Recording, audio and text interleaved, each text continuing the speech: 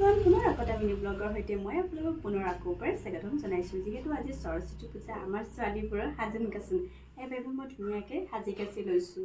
আৰু মই দুযোৰ কাপোৰ পিন্ধিছিলোঁ দেই, এযোৰ শাৰী আৰু এযোৰ চাদৰ মেখেলা।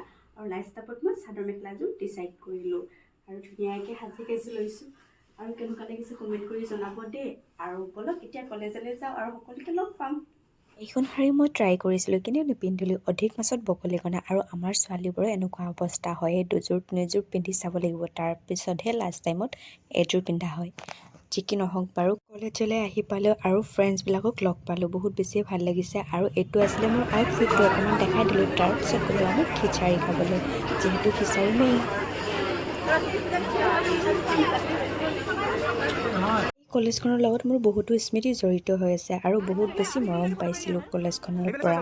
আৰু গোটেই ফ্ৰেণ্ডছখিনি ফটো উঠিলোঁ, ভিডিঅ' বনালোঁ। তাৰপিছত মোৰ প্ৰিয় মেমগৰাকীক লগ পালোঁ, মেমৰ পৰা আশীৰ্বাদ ল'লোঁ।